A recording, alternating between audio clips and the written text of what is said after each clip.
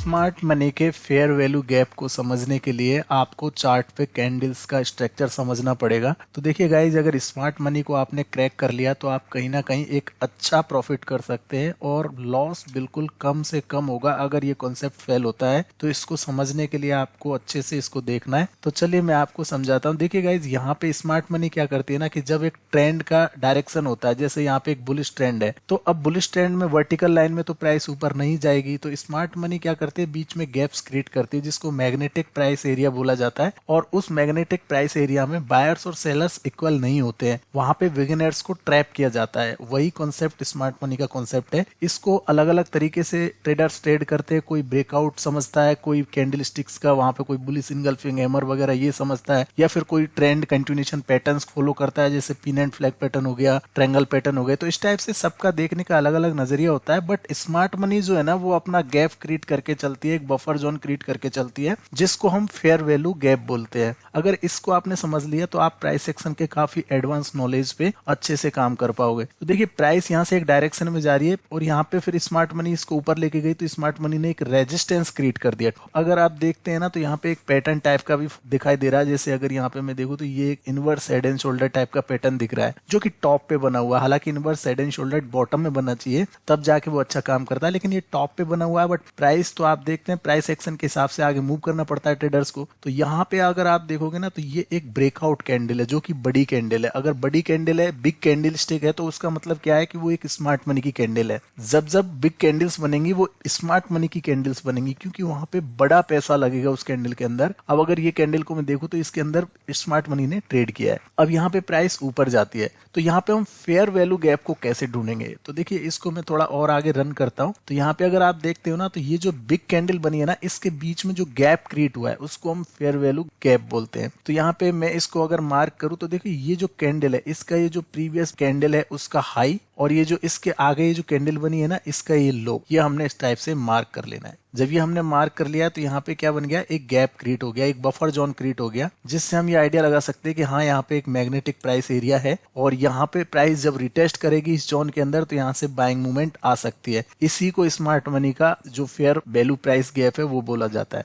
तो ये गैप हमने यहाँ पे इस तरह से बना लिया। अब प्राइस को दोबारा से जब इस जोन में आएगा आफ्टर ए ब्रेकआउट, यहाँ पे देखिए इस टाइप का एक रेजिस्टेंस जोन बनाया, उसके बाद यहाँ पे ब्रेकआउट किया, तो ये जो कैंडल्स ब्रेकआउट करके गई है, तो एक स्मार्ट मनी की कैंडल आई, उसने जो गैप मैग्नेटिक एरिया बनाया, उस मैग्नेटिक एरिया में जब प्राइस आएगी तो वहां से स्मार्ट मनी फिर से रन करेगी। इसको अगर और इजी तरीके से समझाऊं तो और इजी तरीके से इस तरह से समझ सकते हैं कि स्मार्ट मनी यहाँ से पैसा लगा के ऊपर लेके गई प्राइस को, फिर स्मार्ट मनी ने यहाँ से कुछ फंड बुक किया, उसके बाद यहाँ पे एक सेलिंग का मूवमेंट दिखाया। अगर आप देखेंगे तो ये डबल टैप यहाँ पे रिजेक्शन हुआ है प्राइस में, और ये जो सपोर्ट लाइन है, ये जो सपोर्ट एरिया, इसका यहाँ पे ब्रेकडाउन टाइप का हुआ है। तो यहाँ पे सेलर्स यहाँ पे इंटरेस्टेड थे, सेलर्स एंटर कर गए। जब सेलर्स एंटर कर गए तो फिर से स्मार्ट मनी ने एक अप ट्रेंड यहाँ पे बनाया, तो ये सेलर्स को ट्रैप कर लिया, इनका पैसा यहाँ पे स्मार्ट मनी ने फिर से अपने कंट्रोल में ले लिया। अब स्मार्ट मनी जब प्राइस ऊपर लेके गई तो यहाँ पे बिगिनर्स या स्कैल्पर्स एंटर हो गए होंगे। बिगिनर्स क्या करते हैं, ब्रेकआउट पे सबसे ज्यादा एंटर होते हैं। तो अब आगे क्या हो रहा है उसको समझते हैं। तो आगे देखिए, प्राइस ऊपर जा रही है। जब तक प्राइस इस लिक्विडिटी जोन में नहीं आएगी,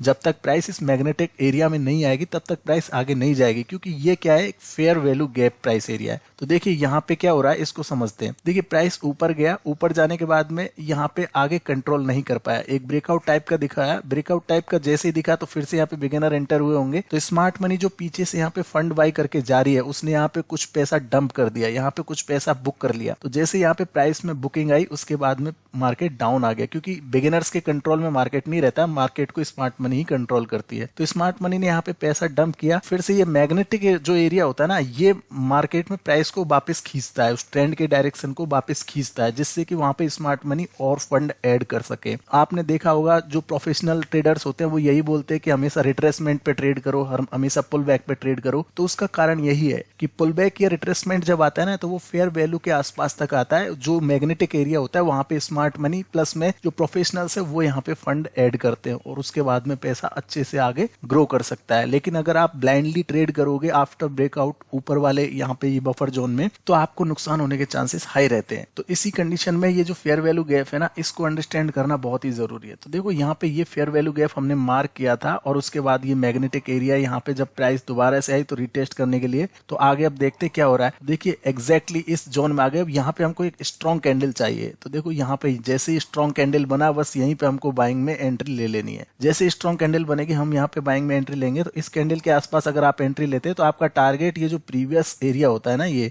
इसके हाई के ऊपर आप टारगेट रख सकते हैं, या फिर प्राइस का ट्रेंड जब आगे रन करके जा रहा है तो वहां तक लेके जा सकते हैं। लेकिन यहाँ पे स्टॉप लॉस कहाँ रखना है, तो एंट्री भी हमने ढूंढ लिया। स्टॉप लॉस हमेशा जैसे ये जोन हमने क्रिएट किया, इसके नीचे ये जो कैंडल है, इस कैंडल के नीचे आपको स्टॉप लॉस लगाना है हमेशा, और उसके बाद में प्राइस को आगे एक्सटेंड करके ले जा सकते हो, जिससे आपको नुकसान होगा तो छोटा होगा लेकिन प्रॉफिट हैवी होगा, क्योंकि ये स्मार्ट मनी का एरिया एक मैग्नेटिक एरिया है जहां से प्राइस अच्छा मूव करती है, जहां से प्राइस अच्छे से काम करती है। अगर आप इस कॉन्सेप्ट को समझ जाएंगे तो आप एक पेशेंस ट्रेडिंग करना सीख जाएंगे। तो यहाँ पे देखिए स्मार्ट मनी ने यहाँ पे बायर्स के पेशेंस को टेस्ट किया, उसके बाद ये जो रिटेलर यहाँ पे एंटर हुए थे उनको यहाँ पे मार्केट ने लूट लिया। मार्केट ने इनका पैसा जो है ना यहाँ पे स्टॉप लॉस जो है हंट कर दिया। तो यहाँ पे ये जो स्टॉप लॉस कहाँ लगाएंगे रिटेलर्स, इसके नीचे लगाएंगे या फिर ये रिटेस्ट पॉइंट के आसपास यहाँ पे लगाएंगे। तो यहाँ पे देखिए कितना अच्छा सेलिंग का प्रेशर दिखाया, जिससे यहाँ पे सेलर भी एक्टिव हुए, साथ में लोगों के स्टॉप लॉस भी कटे। उसके बाद स्मार्ट मनी इंटर हुई और स्मार्ट मनी इंटर होते ही यहाँ पे प्राइस देखिए किस तरीके से बाउंस करती है। तो यहाँ से प्राइस फिर नॉन स्टॉप जा रही है, और नॉन स्टॉप इसने क्या किया, जाके अपना जो हाई है उसको क्रिएट करके उसको ब्रेक कर दिया। That is the smart money. तो फेयर वैल्यू गैप पे आपको स्मार्ट मनी अच्छे से अर्न करके देगी, वहां पे आपके नुकसान होके चांस कम रहेंगे। और ये मैग्नेटिक एरिया, इस पे प्राइस जरूर से जरूर आती है। और ये कैसे बनती है, ये चीजें मैंने आपको एक नॉर्मल वे में एक्सप्लेन करने की कोशिश की, लेकिन इसको और एग्जांपल्स के साथ में मैं आपको बताता हूँ। देखिए प्राइस तो कंटिन्यू ऊपर जा रही है। अब जैसे ये प्राइस ऊपर जा रही है ना, जहां पे यहाँ पे रेड जोन बनना क्रिएट हो जाए, बस वहीं पे आप अपना पैसा एग्जिट कर सकते हो। लेकिन देखिए इस टाइप के कैंडल्स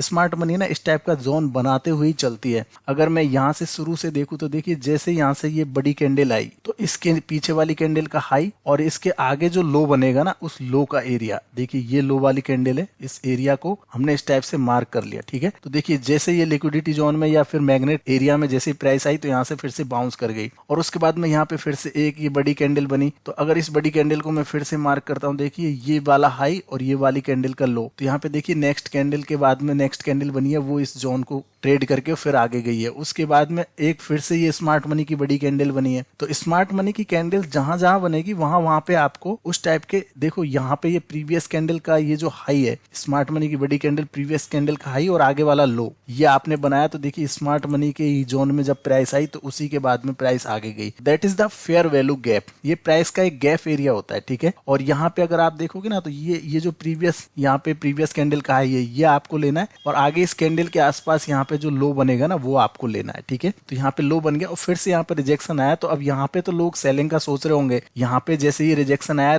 इस टाइप की रेड कैंडल्स बने, देखो यहाँ पे भी फेयर वैल्यू बन रही है। देखो ये सेल साइड में फेयर वैल्यू बन रही है। तो इस टाइप से है ना, जब ये प्राइस है ना नीचे आ रही थी, तो यहाँ पे सेलर्स सेल करने का सोच रहे होंगे, लेकिन स्मार्ट मनी इस फेयर वैल्यू का वेट कर रही थी, क्योंकि यहाँ पे स्मार्ट मनी ने पैसा जैसे लगाया, तो यहाँ पे रिटेलर एंटर हो गए होंगे, उनको यहाँ पे मार्केट में माल पकड़ा के और यहाँ पे फेयर वैल्यू का वेट कर रहे। This is a magnetic area. और यहाँ पे जब प्राइस आई तो यहाँ से बाउंस करके ऊपर चली गई। तो ये आप कॉन्सेप्ट समझ लोगे ना, तो आपको इजी हो जाएगा। जब भी आप ब्रेकआउट्स को ट्रेड करते हैं तो वहां पे फेयर वैल्यू को ढूंढना अगर आप सीख गए, तो आपको यहाँ पे इजीली पैसा बन सकता है। ऐसा कॉन्सेप्ट बहुत जगह बनता है। जैसे अगर यहाँ पे मैं देखूँ तो देखिए एग्जाम्पल्स मैं आपको देना चाहूँ तो बहुत सारे एग्जाम्पल्स दे सकता हूँ। जैसे ये देखिए, ये एक रेजिस्टेंस एरिया है। इस रेजिस्टेंस एरिया का क्या हुआ है, यहाँ पे ब्रेकआउट हुआ है विथ बिग कैंडल, जो कि स्मार्ट मनी की कैंडल्स है। ठीक है, तो स्मार्ट मनी की जब ये कैंडल्स बनी, तो इसके बाद में यहाँ पे आपको मैग्नेटिक एरिया बनाना है, जो फेयर वैल्यू गैप एरिया बनाना है। तो यहाँ पे आप देखो, this is a fair value gap area. Now ये बिग कैंडल है ब्रेकआउट वाली, उसके बाद प्रीवियस कैंडल का हाई और उसकी नेक्स्ट कैंडल का लो, ये मार्क करके अगर आप देखोगे तो प्राइस ऊपर गया, लेकिन दोबारा इस जोन में जैसे ही आया तो यहाँ से फिर से स्मार्ट मनी आ गई। तो इस टाइप का मोमेंटम आपको चार्ट पे दिखेगा। जब चार्ट को आप प्रॉपर तरीके से स्टडी करोगे, देखिए आगे भी इस टाइप से प्राइस जाती है, और यहाँ पे भी अगर देखोगे तो देखो कितना तेजी से ये स्मार्ट मनी गिरी है। और उसके बाद में यहाँ पे देखो स्मार्ट मनी ऊपर से नीचे आया, ये स्मार्ट मनी की है बिग कैंडल। और उसके बाद देखो इस कैंडल का जो है ना, मतलब ये प्रीवियस कैंडल जो है इसका हाई और इस कैंडल का लो, ये जो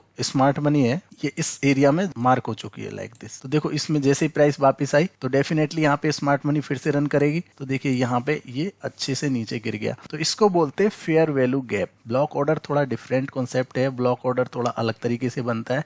एक डिमांड जोन एरिया बोल सकते हैं इसको, एक मैग्नेटिक एरिया बोल सकते हैं इसको, एक फेयर वैल्यू गैप एरिया बोल सकते हैं।